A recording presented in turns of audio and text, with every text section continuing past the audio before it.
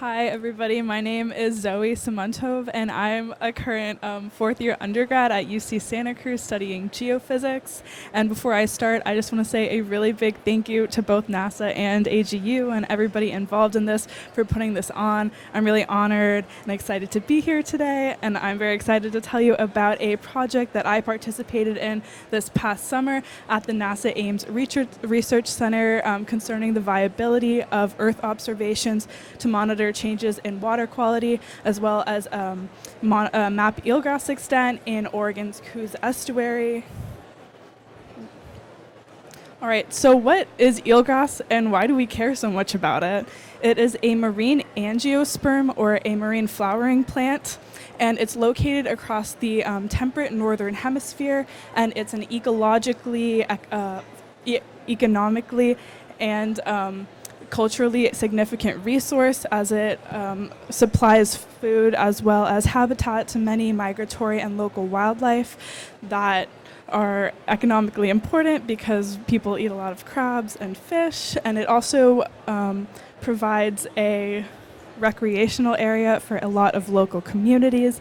But unfortunately, due to things like habitat destruction and water quality degradation, as well as the El Nino Southern Oscillation and marine heat waves, eelgrass has been declining in many parts of the world.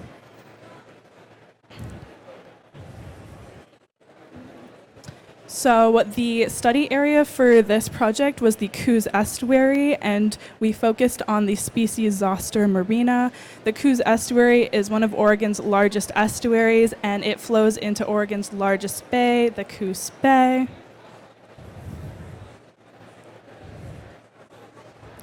And for this project, I completed it under the NASA Develop program, and we were partnered with the South Slough National Estuarine Research Reserve, as well as the Confederated Tribes of the Coos, Lower Umpqua, and Siuslaw Indians Department of Natural Resources. They're very concerned with the health of eelgrass, and since 2005, through their infrequent unmanned aerial vehicle surveys, as well as field sampling, and their water quality monitoring stations, they've noticed substantive declines in eelgrass since 2005, so they're very concerned with understanding how climate change and water quality degradation are affecting eelgrass extent. So they wanted to see if we could use Earth observations to monitor these changes, as the methods that they had used in the past were spatially and temporally limited. To do this, we considered NASA's Landsat 8 and Landsat 9, as well as the European Space Agency's Sentinel-2. We ultimately used imagery from Sentinel-2, as it has a much finer spatial resolution of 10 meters, which is really important when you're looking at something as small as the Coos Estuary, which has a surface area of 54 square kilometers. To obtain our imagery, we used a program called ORCA, or the Optical Reef and Coastal Area Assessment Tool, which was actually created by a previous Develop team, and this allowed us to get atmospherically corrected imagery, which we then filtered to only use images that were taken at high tide, as well as images with a maximum of 10% cloud cover.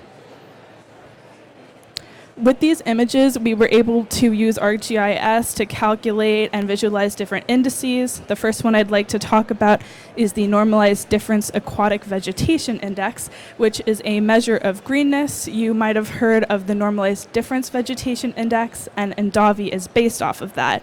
So ENDAVI looks for any sorts of greenness, which means it can't differentiate between eelgrass and anything else that's in the estuary. So really, we can only use ENDAVI as an exploratory investigation into where eelgrass might be located, but you're still going to need a lot of further ground truthing to validate that. Next, I'd like to talk about the Normalized Difference Chlorophyll Index, which is a measure of the chlorophyll A concentration in the estuary. And this is really important because, as you can see, areas of darker green are higher chlorophyll A concentrations, which indicate that there's a lot of more algae growth there, which can tell us about the temperature, because algae really likes warmer water and water that has a lot more nutrients in it. So this can help us understand water quality trends throughout throughout the estuary. Additionally, when algal blooms block the surface of the water, it blocks sunlight from getting to the eelgrass, and since they're such a high light-demanding species, that can be really harmful for them. So this helps us understand water quality as well as drivers of eelgrass decline. Next, I'd like to talk about the normalized difference turbidity index, which is a measure of particles in the water column that are blocking and scattering the light. And similar to how algae blocks light, higher turbidity, which is the darker colors here, can be really harmful to eelgrass by also blocking that light.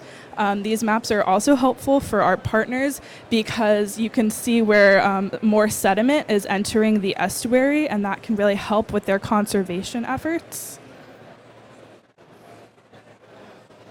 And now for mapping eelgrass extent and trying to find out how much is left, we used supervised classification machine learning algorithms in ArcGIS Pro. We used a 2016 map of eelgrass extent from PMEP, or the Pacific Marine and Estuarine Fish Habitat Partnership, to train data points, and we assigned pixels to either be eelgrass or water. And from there, we tried 3 different machine learning algorithms: random trees, maximum likelihood, and support vector classification. But in the end, we used support vector classification as it had an accuracy of 87.95% and a kappa of 0.24, which is considered to be fair. And as you can see here, although we could only validate the 2016 map, there's a clear decline in eelgrass between the year 2016 and when this study was finished.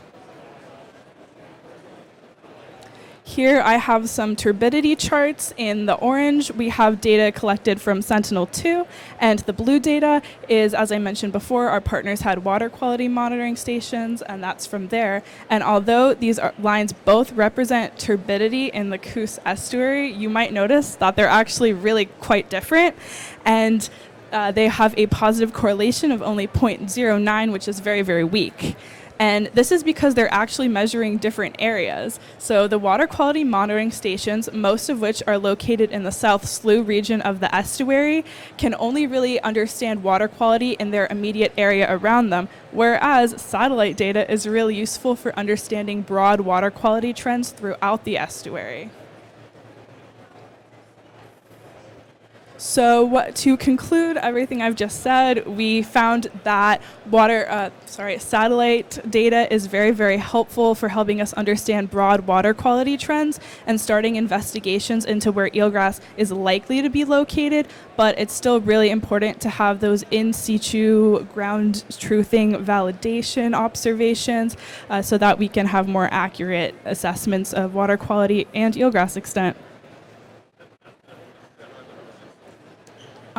Finally, because this was only a 10-week feasibility study, unfortunately it was very, very short, we believe that there is a lot more work that could be done with this project, and that might include integrating higher resolution data, so maybe using satellites that have finer spatial and or temporal resolutions. We could also use additional estuaries for algorithm training, since we only used that 2016 map from PMEP. And then finally, updated UAS data for validation would also be really, really helpful. And there are a lot of people to thank for getting me to this point with this project. I'd like to start off by thanking my team members who unfortunately could not be here today, my project lead, Maya Hall, and my collaborators, Sean McCollum and Gabriel Holloway.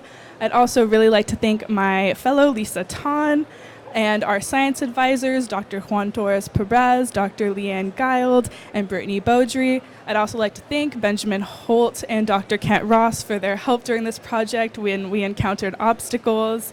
Also, our partners, the South Slough National Estuarine Research Reserve and the Confederated Tribes of the Coos, Lower Umpqua, and Siuslaw Indians Department of Natural Resources. Without them, this project would have not been possible. And finally, I'd like to thank Amanda Clayton, who's right here, for helping me get everything approved. I would not be here today without her. And also the previous developers, Haley Pippin, Arbin Olarte, Roxana Pilot, and Vanessa Valenti for creating the Orca tool that we used. finally, I'd like to thank all of you for spending these past few minutes with me, and I'll open it up to questions if anybody has any.